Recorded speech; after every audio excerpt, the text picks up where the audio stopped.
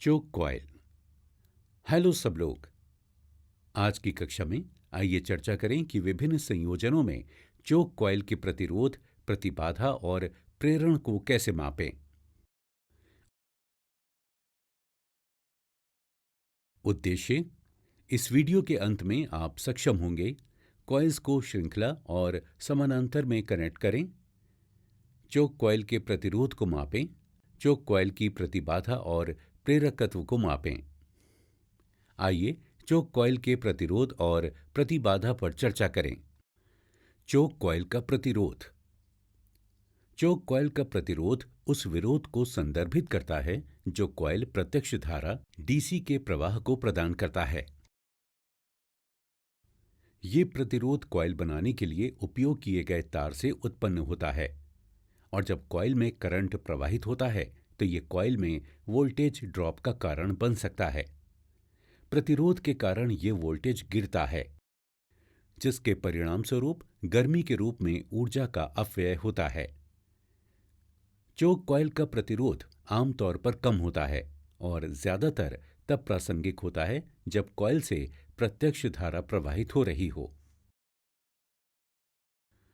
चोक coil का प्रतिबाधा। दूसरी ओर प्रतिबाधा एक व्यापक अवधारणा है जिसमें प्रतिरोध और प्रतिक्रिया, प्रत्यावर्ती धारा का विरोध दोनों शामिल हैं। चोक कॉइल के मामले में प्रतिबाधा न केवल कॉइल के प्रतिरोध को ध्यान में रखती है, बल्कि इसके प्रेरकत्व के कारण प्रतिक्रिया को भी ध्यान में रखती है। चोक कॉइल का उपयोग मुख्य रूप से प्रत्यावर्ती धारा एसी वाले सर्किट में किया जाता है, जहां बदलती धारा कॉइल के चारों ओर एक बदलता चुंबकीय क्षेत्र उत्पन्न करती है। चोक कॉइल का प्रेरकत्व प्रतिक्रिया का कारण बनता है, जो मूल रूप से वर्तमान में परिवर्तन का विरोध है। प्रतिरोध के विपरीत प्रतिक्रिया से गर्मी के रूप में ऊर्जा की हानि नहीं होती है, बल्कि सर्किट में करंट और वोल्टेज के बीच चरण संबंध प्रभावित होता है। Z बराबर रूट R की पावर 2 जमा X की पावर 2। आइए चर्चा करें कि किसी दिए गए चोक कॉइल में प्रतिरोध को कैसे मापें।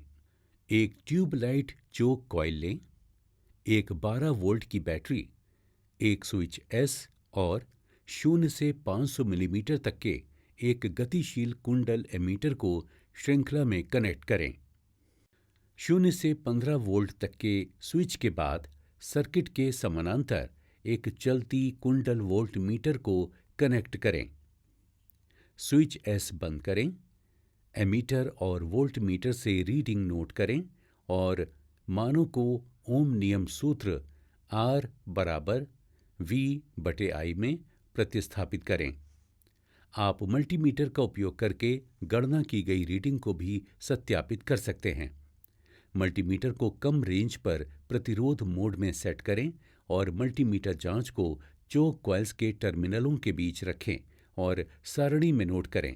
सुनिश्चित करें कि दोनों रीडिंग बराबर हैं। आइए श्रृंखला में जुड़े दो कुंडलियों के प्रतिरोध को मापें। दो चोक कॉइल लें, प्रत्येक 40 वॉट की। उन्हें श्रृंखला में जोड़ें। 12 वोल्ट बैटरी, एक स्विच, एक एमीटर और दो चोक कॉइल को श्रृंखला में कनेक्ट करें। स्विच एस के बाद सर्किट के समानांतर एक वोल्ट मीटर कनेक्ट करें। स्विच एस बंद करें। अब एमीटर और वोल्ट मीटर की रीडिंग नोट करें और मान को ओम के नियम सूत्र R बराबर V/I में प्रतिस्थापित करें। अब एक मल्टीमीटर का उपयोग करके सीधे श्रृंखला से जुड़े दो चोक कॉइल के कुल प्रतिरोध को मापें और सारणीबद्ध कॉलम में नोट करें। मल्टीमीटर से मापे गए मान की गणना किए गए मान से तुलना करें और सुनिश्चित करें कि वो बराबर हैं। आप ओम के नियम के अनुसार घटते प्रतिरोध समानांतर में के कारण वर्तमान मान में वृद्धि देख सकते हैं। आइए हम समानांतर में जुड़ी दो कुंडलियों के प्रतिरोध को मापें। दो चोक कॉइल लें, प्रत्येक 40 वॉट की। उन्हें समानांतर में कनेक्ट करें। 12 वोल्ट की बैटरी, एक स्विच, एक एमीटर और समानांतर जुड़े चोक कॉइल को श्रृंखला में कनेक्ट करें।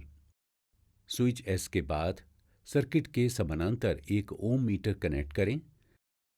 स्विच एस को बंद करें। अब एमीटर और वोल्टमीटर की रीडिंग नोट करें और मान को ओम के नियम के सूत्र R बराबर V गुणे I में प्रतिस्थापित करें। अब एक मल्टीमीटर का उपयोग करके सीधे जुड़े हुए दो समानांतर चोक कॉइल के कुल प्रतिरोध को मापें। मल्टीमीटर से मापे गए मान की गणना किए गए मान से तुलना करें और सुनिश्चित करें कि वो बराबर हैं और सारणी में नोट करें।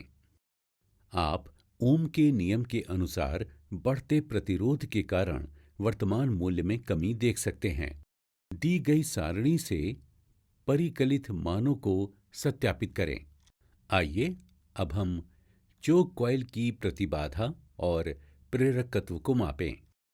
इससे पहले आइए कुंडल की प्रतिबाधा और प्रेरकत्व की शर्तों के बारे में जानें।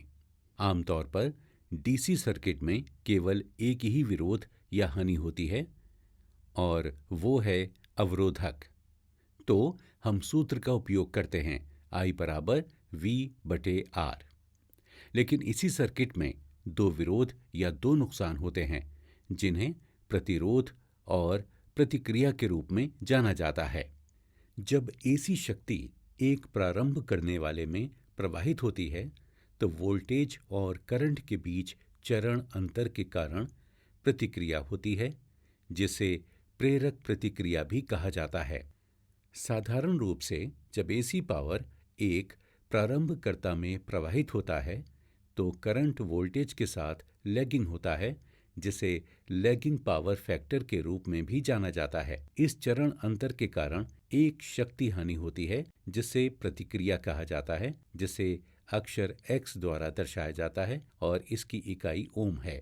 आगमनात्मक प्रतिक्रिया को XL द्वारा दर्शाया जा सकता है और इकाई ओम है। आगमनात्मक प्रतिक्रिया इस प्रकार दी जा सकती है: XL बराबर 2 गुणा पाई गुणा F गुणा L। इंडक्शन L पाया जा सकता है L बराबर XL बटे 2 पाई F।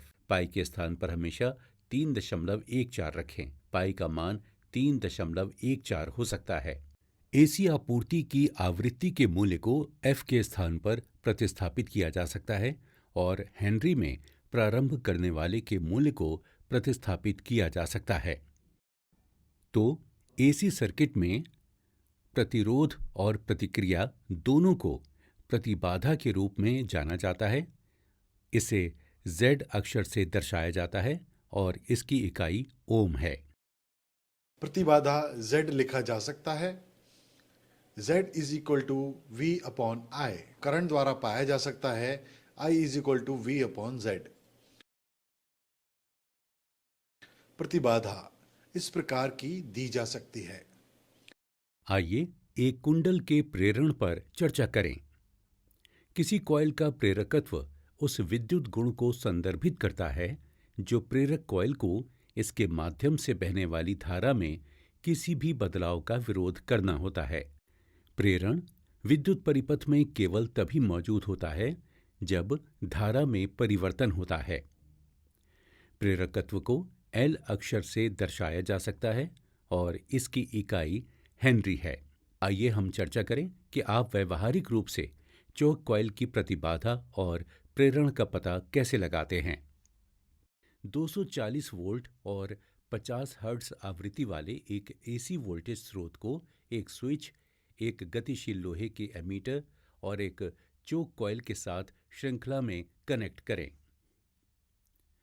स्विच एस के बाद सर्किट के समानांतर 0 से 300 तक के एक लोहे के चलने वाले वोल्टमीटर को कनेक्ट करें। स्विच एस को बंद करें। एमीटर और वोल्टमीटर से क्रमशः करंट और वोल्टेज मान नोट करें। सूत्र में वोल्टेज और करंट को प्रतिस्थापित करें।